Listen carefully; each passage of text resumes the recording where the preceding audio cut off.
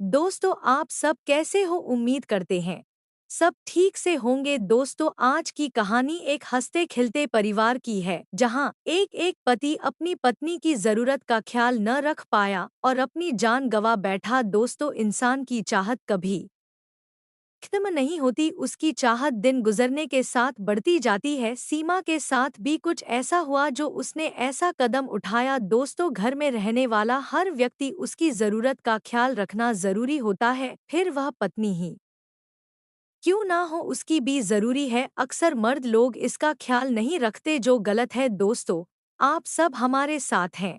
Channel को subscribe कर देना और बेल आइकन को दबा देना और लाइक कमेंट करना जरूर। प्रदीप अपनी गौशाला गया हुआ था, उसका ज्यादा समय वही गुजरता था। उसकी पत्नी सीमा का फोन आया तो वह जल्दी जल्दी घर की तरफ निकला। सुबह सुबह प्रदीप पाल जल्द घर लौट आया था। घर पर मातम पसरा हुआ था। उसकी पत्नी सीमा सिर झुकाए सिसक रही थी। दो या तीन पड़ोसी उसे चुप करवा रहे थे। पिता कमरे में बेजान से बेड पर बैठे हुए थे। पास के दूसरे बेड पर उसकी मां मृत पड़ी थी। प्रदीप को सीमा ने ही फोन कर जल्द घर आने को कहा। उसने फोन पर बताया, लगता है मांझी को रात में दिल का दौर पड़ा है। वह उठ नहीं रही है। तुम जल्दी आ जाओ। कुछ समय में आस पड़ोस के कुछ और लोग आ गए थे। उन्होंने भी कहा, लगता है उनको रात में हार्ट अटैक आया। अक्सर अधिक सर्दी के मौसम में बूढ़ों को हार्ट अटैक पड़ जाता है। सीमा ने भी रो टोकर मोहल्ले के लोगों को बताया, मांझी को हार्ट अटैक आया और मुझे कुछ पता ही नहीं चल पाया। वह अंतिम बार बात भी नहीं कर पाई। प्रदीप पाल ने जल्दी से मां के अंतिम क्रियाकर्म की तैयारी शुरू की और बिना किसी डॉक्टरी परीक्षण के उसी रोज मां का दाह संस्कार भी कर दिया गया। कोरोना के कारण लगी कुछ पाबंदियों की वजह से प्रदीप मां की अंतिम शव यात्रा के लिए अधिक लोगों को बुला नहीं पाया था। मां की मौत को एक महीना भी पूरा नहीं हुआ था कि सीमा के परिवार में एक और बड़ा हादसा हो गया। वह हादसा उसके पति प्रदीप पाल के साथ ही हुआ था। प्रदीप 21 फरवरी 2022 की सुबह बाइक से गौशाला जाने के लिए निकला था। रोहिणी इलाके के सेक्टर 24 के आगे हेलीपैड रोड पर पहुंचा ही था कि उसे कुछ लोगों ने गोली मार दी। उसे काफी नजदीक से 3 गोलियां दागी गई थी, जिसके चलते घटनास्थल पर ही उसकी मौत हो गई। मामला काफी सनसनीखेज था। दो बाइक पर सवार 5 लोगों ने पिस्तौल लहराते हुए खुलेआम इस वारदात को अंजाम दिया था। दिल्ली के थाना बेगमपुर क्षेत्र में घटी इस घटना से आसपास के क्षेत्र में दहशत फैल गई थी। सूचना मिलने पर बेगमपुर थाना पुलिस मौके पर पहुंच गई। रोहिणी के डीसीपी प्रणव तायल को जब इस घटना की जानकारी मिली, तब उन्होंने तुरंत स्पेशल सेल के एसीपी ब्रह्मजीत सिंह के नेतृत्व में एक टीम का गठन कर हत्यारों को जल्द से जल्द गिरफ्तार करने का जिम्मा सौंप दिया। टीम में इंस्पेक्टर ईश्वर सिंह, एसआई सुशील, जगदीश, एएसआई सुरेश, रुपेश, रविंदर और हेड कांस्टेबल सौराज को शामिल किया। घटनास्थल के आसपास का निरीक्षण करने और चश्मदीदों के बयान नोट करने के बाद लाश का पंचनामा कर पुलिस ने शव पोस्टमार्टम के लिए भिजवा दिया। लाश की जेब से मिले आई कार्ड और अन्य दस्तावेजों के आधार पर जब पुलिस प्रदीप के घर पहुंची और घटना की जानकारी दी तो वहां रोना धोना मच गया। बूढ़ा बाप, जिसने 3 हफ्ते पहले ही अपनी पत्नी को खो दिया था, अब जवान बेटे की हत्या का समाचार सुनकर जमीन पर गिर पड़े। उधर सीमा भी पति की मौत का समाचार सुनकर पछाड़े खाने लगी। तीनों बच्चे एक दूसरे का हाथ थामे रोने लगे। पुलिस ने किसी तरह पूरे परिवार को ढांढस बंधाया और आवश्यक जानकारी जुटाकर लौट गई। अपने कार्यालय पहुंचकर एसीपी सिंह ने सबसे पहले प्रदीप के मोबाइल फोन का डाटा निकालने के आदेश दिए। स्पेशल टीम के इंस्पेक्टर ईश्वर सिंह ने जांच शुरू की तो पाया कि एक फोन नंबर पर प्रदीप के फोन से काफी कॉल किए गए थे। उस पर लंबी बातें भी हुई थी। पता चला कि गौरव तेवतिया के नाम से रजिस्टर वह नंबर उत्तर प्रदेश का है। सीमा से गौरव के बारे में पूछने पर मालूम हुआ कि वह उनका किराएदार है, लेकिन हत्या की घटना के दिन से ही गायब है। उसी दिन से उसका फोन भी स्विच ऑफ था। उस पर पुलिस का शक गहरा गया। उसके फोन की भी कॉल डिटेल्स निकाली गई। पता चला कि उसके फोन से कुछ नंबरों पर लंबी लंबी बातचीत हुई थी। घटना से पहले की रात जिस नंबर पर देर तक बात हुई, वह नंबर विशन कुमार उर्फ वासु का था। विशन के फोन नंबर को ट्रैक करते हुए पुलिस ने उसे दिल्ली के सुल्तानपुरी स्थित उसके घर से गिरफ्तार कर लिया। थाने लाकर विशन से पूछताछ की गई। पुलिस की सख्ती के आगे वह ज्यादा देर नहीं टिक पाया। प्रदीप हत्याकांड के बारे में सब कुछ बताने को राजी हो गया। इसी के साथ उसने यह भी बता दिया कि प्रदीप की मां की भी हत्या हुई थी, जिसे सभी ने हार्ट अटैक समझा था। उन दोनों हत्याओं में वह शामिल था। हत्या का गुनाह स्वीकार करने के बाद विशन ने जो कहानी सुनाई, वह काफी हैरान करने वाली थी। यानी प्रदीप के मर्डर से पहले हुई उसकी मां की मौत भी हत्या ही थी। विशन ने इतनी बड़ी साजिश और क्रूरता का जो रहस्योद्घाटन किया था, उसका सूत्रधार कोई और नहीं, बल्कि प्रदीप की पत्नी सीमा ही थी। विशन ने बताया कि प्रदीप और उसकी मां की मौत का जिम्मेदार वह अकेले नहीं, बल्कि इसमें गौरव तेवतिया भी शामिल था। उन्होंने सीमा के इशारे पर सब कुछ किया था। दोनों ने मिलकर गहरी नींद में सो रही मां का गला दबाकर मार डाला था। उसकी चीख तक नहीं निकल पाई थी। विशन ने पैसे के लिए यह काम किया, लेकिन गौरव के बारे में वह बहुत जानकारी नहीं दे पाया। विशन ने प्रदीप पाल की हत्या के लिए रचे गए चक्रव्यूह के बारे में बताया कि 21 फरवरी 2022 की सुबह जैसे ही प्रदीप अपनी गौशाला जाने के लिए अपनी बाइक DL 85 NB 1220 पर निकला, सीमा ने तुरंत फोन से इसकी सूचना गौरव को और गौरव ने विशन को दे दी। खबर पाते ही दो मोटरसाइकिलों पर विशन कुमार, परमिंदर उर्फ पम्मी, रिंकू पवार, सौरभ चौधरी और प्रशांत निकल पड़े। जल्दी ही उन्होंने हेलीपैड रोड पर प्रदीप के पीछे अपनी बाइक लगा दी और एक जगह काफी करीब आकर उन्होंने उस पर फायर झोंक दिए। गोली लगते ही प्रदीप पाल बाइक से गिरकर छटपटाने लगा और देखते ही देखते उसके प्राण पखेरु उड़ गए। वारदात को अंजाम देकर हत्यारे तेजी से फर्राटा मारते हुए निकल भागे।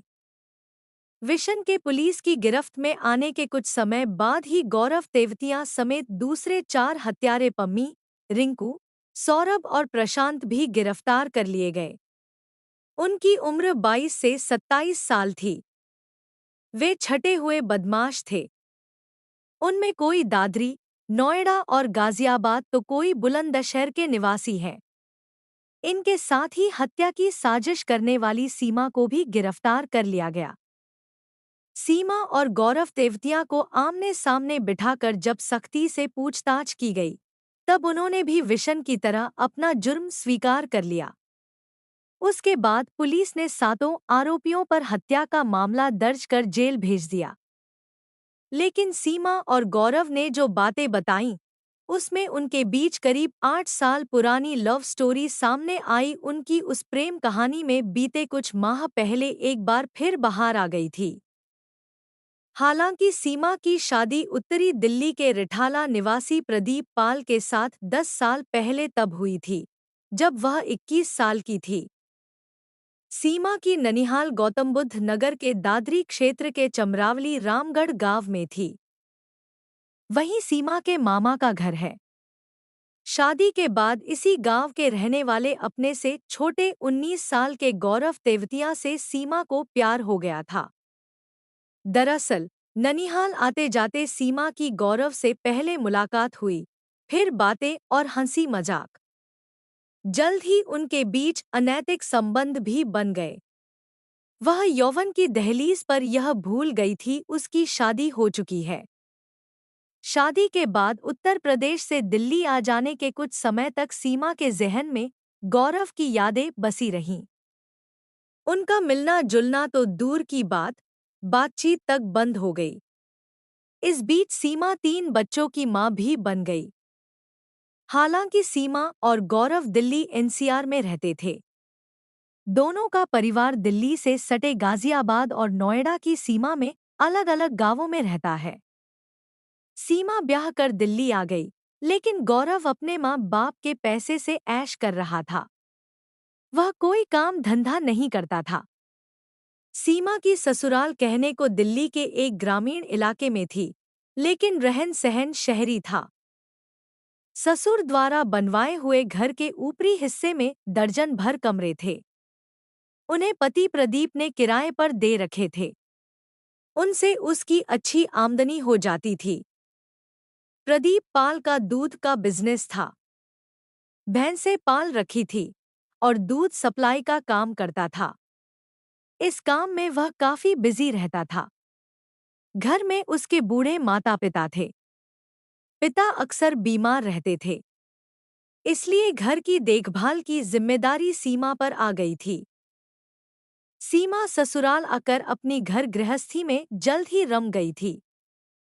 गौरव कब उसकी जहन से निकल गया, पता ही नहीं चला। 1.5 साल बीतते बीतते उसकी गोद में एक प्यारी सी बेटी आ गई। अगले कुछ सालों में उसने एक और बेटी और उसके बाद एक बेटे को भी जन्म दिया। मगर उसके बाद सीमा अपनी जिंदगी से उकताने लगी थी। बच्चों की देखभाल और सास ससुर की सेवा बोझ लगने लगी। इसकी एक वजह और भी थी।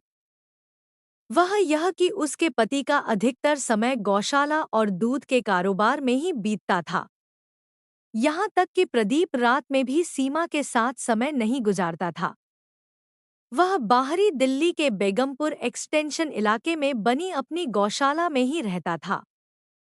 पत्नी की भावनाओं का नहीं रखा ध्यान, घर कुछ समय के लिए ही आता था और फटाफट घरेलू कामकाज निपटाकर फिर कारोबार के सिलसिले में चला जाता था। प्रदीप के पास 3 भैंसें थीं, जिन्हें वह घर से दूर गौशाला में रखता था। रात को भैंसों की देखरेख और रखवाली के लिए वह गौशाला चला जाता था।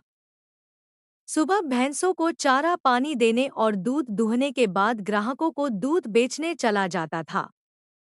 सारा काम निपटाने के बाद ही घर लौटता था। उसके पीछे सीमा अपने बच्चों और सास ससुर की देखभाल में लगी रहती थी। उसकी रातें बिस्तर पर करवटें बदलते बीत रही थी। उसके मन और शरीर की जरूरतें जस की तस थीं। सेक्स की चाहत में सुलगती सीमा एक दिन अपने दिनों को याद करने लगी। उसी सिलसिले में उसे पिछले प्यार की यादें ताजा हो आई। बार बार पूर्व प्रेमी का चेहरा नजरों के सामने से गुजरने लगा। उसके गुजारे हसीन लम्हे याद आने लगे। उसकी चुलबुलाती बातें, हंसी मजाक, देह से छेड़छाड़, चूमना सहलाना और बहुत कुछ सिनेमा के फ्लैशबैक की तरह फटाफट दिमाग में घूम गया। गौरव की फिर से यादें ताजा होने के बाद मन उससे मिलने के लिए छटपटा उठा। जब बेचैनी हद से ज्यादा होने लगी, तब उसने गौरव का फोन नंबर पता किया। संयोग से पुराने फोन में उसका नंबर मिल भी गया। और फिर एक दिन सीमा के दिमाग में क्या सूझी कि उसने गौरव को फोन मिला दिया। हेलो गौरव, मैं सीमा बोल रही हूँ। सुन रहा है न? तू तो याद करता नहीं, इसलिए मैंने आज तुझे ही याद कर लिया। फोन पर काफी समय बाद अचानक सीमा की आवाज सुनकर गौरव अचकचा गया। उसके मुंह से निकल पड़ा, साली, तुझे अब मेरी याद आई है? इतने दिनों बाद? हरामजादी कहाँ थी इतने दिनों? गौरव देख, गालियां मत दे, मानती हूँ तुझे बहुत दिनों तक भुलाए रही, लेकिन मैं आज भी तुझसे उतना ही प्यार करती हूँ जितना पहले किया करती थी। भला मैं तुझे कैसे भूल सकती हूँ? तू तो मेरा पहला प्यार है। कोई पहले प्यार को भूल पाया है जो मैं भूलूंगी, सीमा प्यार से बोली। मैं कैसे मान लूं? साली, मैं जानता हूं कि तू तो अब सेठानी बन गई है, मालदार है, पति का बड़ा बिजनेस है, पैसा है। मुझे झूठा दिलासा दे रही है, क्योंकि मैं ठहरा निकम्मा निठल्ला। गौरव लगातार बोलता ही जा रहा था। सीमा बीच में टोकती हुई बोली, तू अपनी ही बात कहे जा रहा है। मेरी बात को समझने की कोशिश तो कर। जो बात तुझ में है वह प्रदीप में नहीं है। तू मिलेगा तो मैं सब कुछ बताऊंगी तुझे। देख, पैसा ही सब कुछ नहीं होता। मुझे आज भी तेरा ही इंतजार है। बोल तो फिर कब मिलेगी? यहाँ तो फिर से लॉकडाउन लग गया है। रात का कर्फ्यू है, गौरव बोला। मैं बाद में बताऊंगी। इतना समझ ले कि तेरी मुझे बहुत याद सता रही है, सीमा बोली और फोन डिस्कनेक्ट कर दिया। लंबे अरसे बाद फोन पर सीमा की बातें सुनकर गौरव बेचैन हो उठा। बीते दिनों का बिछुड़ा प्यार दिल में उछाल मारने लगा। मन फिर से बिछुड़ी प्रेमिका से मिलने के लिए बेचैन हो गया। भले ही प्रेमिका शादीशुदा थी, मगर उसके लिए तो वह अभी भी वही कमसिन सुकुमारी ही थी, जिसे प्यार से सेक्सी सिम्मी कहकर बुलाता था, क्योंकि उसके सेक्सी अंदाज पर वह कलेजा निकाल कर रख देता था। वह भी उसे आहें भरने तक की नौबत ही नहीं आने देती थी। मिलते ही झट से गले लग जाती थी और गौरव उसे चूम लेता था। जब सालों बाद उसने कहा कि उसका आज भी इंतजार है, तब वह खुद को रोक नहीं पाया। उसका नंबर अपने फोन में सेव कर लिया। सीमा, जिसे प्यार से गौरव बुलाती थी, उसका पूरा नाम गौरव तेवतिया है। सीमा से फोन पर बात होने के बाद वह उससे मिलने के लिए बेचैन हो उठा। उसकी अगली कॉल का इंतजार करने लगा। अपना गांव घर छोड़कर गौरव दिल्ली आने की योजनाएं बनाने लगा, लेकिन समस्या किसी सही ठौर ठिकाने की थी। वह दिल्ली में ही कोई काम भी करना चाहता था। अगले रोज ही उसने सीमा को मिस कॉल की। तुरंत उधर से सीमा की कॉल भी आ गई। कैसा है? दिल्ली आने का मन बना लिया? मन तो बहुत है, मगर क्या? मनी प्रॉब्लम है? सीमा ने पूछा। नहीं, दिल्ली में मेरा रहने का कोई इंतजाम नहीं है। पैसा तो वहां कोई काम करके कमा ही लूंगा, गौरव बोला। उसका समाधान मेरे पास है। मैं जैसा कहूंगी तू वैसे ही करना, सीमा बोली। अरे तू तो समझदार भी हो गई है। चल चल, चापलूसी मत कर, कहती हुई सीमा ने फोन कट कर दिया। सीमा के इस फोन ने गौरव के दिल में एक बार फिर गुदगुदी पैदा कर दी। उससे मिलने की बेचैनी बढ़ गई। वह उसके ख्यालों में खो गया। ऐसा ही हाल सीमा का भी था। उसने दो चार बातें करने के बाद फोन कट तो कर दिया था, लेकिन गौरव की पहले जैसी नजदीकियां पाने के लिए वह उतावली थी। वह उसके मुंह से एक बार फिर सेक्सी सिम्मी सुनना चाहती थी। पति की अनदेखी से आसमान छूती शारीरिक ख्वाहिशों को जल्द से जल्द पूरी करना चाहती थी। उसी दिन रात को घर का सारा काम निपटा कर सीमा ने गौरव को फोन किया। गौरव, तू मुझसे मिलने दिल्ली आजा, मैंने तेरे रहने का सारा बंदोबस्त कर दिया है। सीमा ने फोन पर मनुहार की। पर तेरा पति? गौरव ने शंका जाहिर की। वह शाम को गौशाला चला जाता है, रात में वहीं सोता है। उसकी जिंदगी तो भैंसों के बीच चलती है, सीमा चिढ़ते हुए बोली। कल आ जाऊं? किस मेट्रो स्टेशन पर आना है? गौरव ने पूछा। रिठाला। दिन में 1 बजे गेट नंबर 3 से बाहर निकलना। मैं तुझे वहीं नीचे कुलचे वाले के पास मिल जाऊंगी। मुझे पहचान लेना। मैं फैसी मास्क पहने रहूंगी, सीमा ने समझाया। साली, तू तो एकदम दिल्ली वाली टनाटन हो गई है। क्या बात है? गौरव चहकते हुए बोला। बस बस, ज्यादा बहकने की जरूरत नहीं है। यहाँ हम अनजान बनकर मिलेंगे, इसका ख्याल रखना, सीमा ने समझाया। काल काटने के बाद गौरव को ऐसा लगा जैसे उसकी कई दबी हुई इच्छाएं एक साथ पूरी होने वाली हैं। उसकी बांछें खिल गईं। अगले रोज वह दिल्ली आ गया। सीमा की बताई जगह पर समय पर पहुंच गया। सीमा ने जैसा कहा था वैसा ही हुआ। वह सीमा के शहरी लुक और चेहरे पर मास्क लगे होने के चलते नहीं पहचान पाया, लेकिन सलवार सूट के पहनावे और हाथ में दुपट्टा लपेटने के स्टाइल से पहचान लिया। सीमा गौरव को देखते ही पहचान गई। तुरंत बोल पड़ी, तू तो पहले जैसा ही है, जरा भी नहीं बदला। कहाँ चलना है? गौरव बोला। फोन पर तो बहुत चहक रहा था, यहाँ सिट्टी पिट्टी गुम हो गई। सीमा ने मजाक किया। ऐसा नहीं है, मैं तेरे बदलाव को देख रहा हूँ। तू तो बहुत बदल गई है और समझदार भी हो गई, गौरव बोलने लगा। लेकिन सीमा बीच में ही टोकती हुई बोल पड़ी, यहाँ से पास में ही मेरी ससुराल है। दूध वाले का घर पूछेगा तो कोई भी बता देगा। मेरे मकान में किराए के लिए कई कमरे खाली हैं। किराया बहुत अधिक नहीं है। तू एक कमरा किराए पर ले लेना। मेरा पति तुझे किराए पर रख लेगा। उससे कहेगा तो तुझे कोई काम भी दिलवा देगा, सीमा बोली। तू पति से कहकर किराया थोड़ा कम करवा देना, गौरव बोला। पागल है क्या?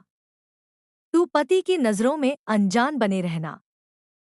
वहां उसे जरा भी एहसास नहीं होना चाहिए कि तू मुझे पहले से जानता है। अच्छा तो यह बात है, गौरव बोला। तू उससे आज ही 5 बजे से पहले मिलकर किराया हाथ पर रख देना। पूरा नहीं तो कुछ एडवांस ही दे देना। वह कमरा दे देगा। बस ध्यान रहे उसके सामने न तू मुझे जानता है और न मैं तुझे, समझ गया न? सीमा बोली।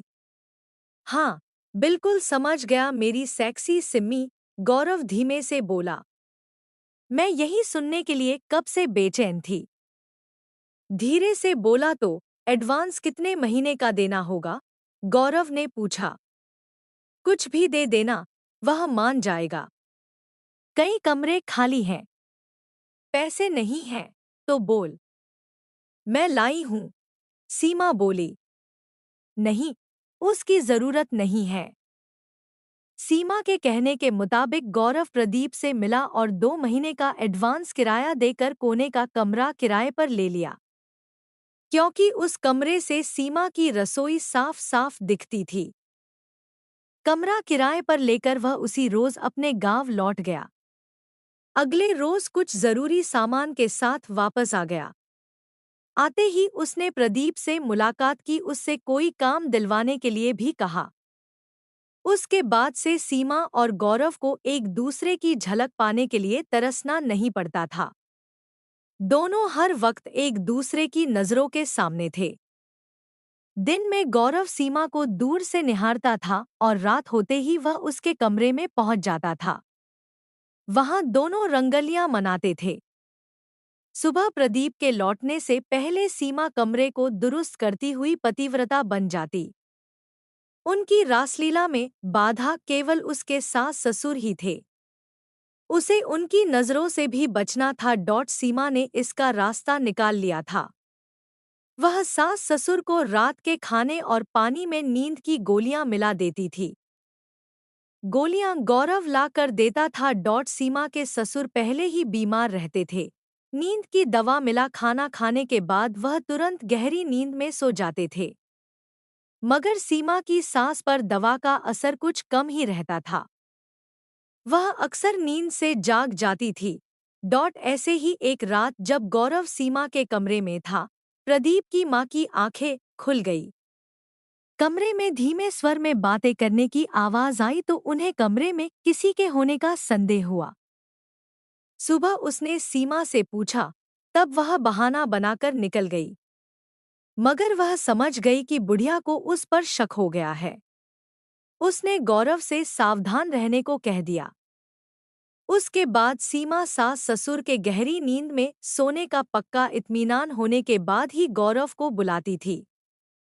7 महीने तक यही सब चलता रहा, मगर उसकी यह चालाकी बहुत दिनों तक नहीं चली।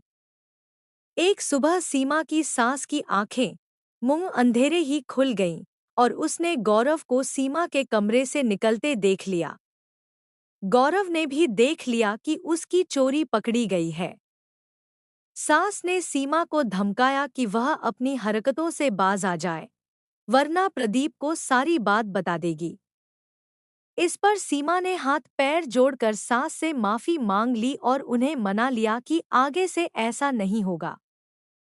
फिर भी जब सीमा को एहसास हुआ कि सास उस पर नजर रखती है, तब उसने उसे अपने प्यार के रास्ते से हटाने का खतरनाक इरादा बना लिया।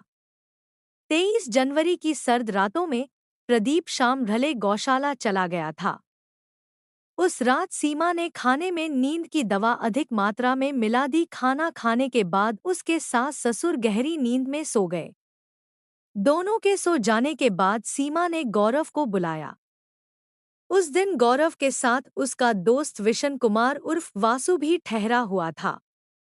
दोनों ने आकर सीमा की सास को गला दबाकर मार डाला। इसके बाद सीमा ने सास की चुन्नी उसके गले में इस तरह लपेट दी कि निशान नजर नहीं आए। फिर लाश को सोई हुई स्थिति में लिटाकर कमरे का दरवाजा भिड़ा दिया और अपने कमरे में जाकर सो गई। सुबह उसने प्रदीप को फोन कर जल्दी घर आने के कहा। प्रदीप आया तब उसने भी माँ के कमरे में जाकर जगाना चाहा, मगर वहां तो माँ मुर्दा पड़ी थी। शरीर ठंडा पड़ चुका था। वहां मौजूद सभी लोगों ने एक ही बात, हार्ट अटैक की बात दोहराई। मगर प्रदीप की हत्या के बाद यह सच उजागर हुआ कि वह भी हत्या थी, जिसको बहू के इशारे पर उसके प्रेमी ने अंजाम दिया था।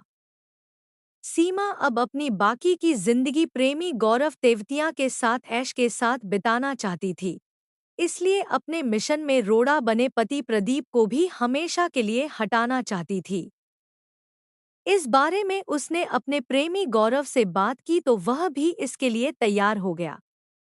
दादरी निवासी गौरव तेवतिया ने इस बारे में प्रेमिका सीमा के साथ योजना बनाई। यह काम गौरव अकेला नहीं कर सकता था। इस संबंध में उसने अपने ही गांव के रहने वाले परविंदर से बात की। परविंदर उसका साथ देने को तैयार हो गया। परविंदर की मार्फत बुलंदशहर उत्तर प्रदेश निवासी रिंकू 22 वर्ष, सौरभ चौधरी 23 वर्ष, प्रशांत 22 वर्ष व दिल्ली के सुल्तानपुरी निवासी विशन कुमार 18 वर्ष से बात हुई। इन सभी को 4-4 लाख रुपए देने तय हुए। गौरव तेवतिया की पिछले दिनों रेलवे ने कुछ जमीन अधिग्रहित की थी, जिसके बदले में उसे मोटा पैसा मिला था। इसलिए उसने प्रेमिका से कह दिया था कि सुपारी के 20 लाख वह अपने पास से दे देगा। योजना के अनुसार 21 फरवरी 2022 को सभी आरोपी 2 मोटरसाइकिलों से उसी रास्ते में पहुंच गए, जहां से प्रदीप अपनी गौशाला जाता था। फिर मौका देखकर उन्होंने प्रदीप की गोली मारकर हत्या कर दी। पुलिस ने सभी आरोपियों से पूछताछ करने के बाद उनकी निशानदेही पर वारदात में प्रयुक्त 2 मोटरसाइकिलें, 3 पिस्टल, 10 जीवित कारतूस, 6 मोबाइल फोन आदि बरामद कर लिए। इसके बाद पूछताछ कर सभी को रोहिणी स्थित कोर्ट में पेश किया, जहां से सभी को जेल भेज दिया। दोस्तों, आपको कहानी अच्छी लगी हो तो चैनल को सब्सक्राइब कर देना।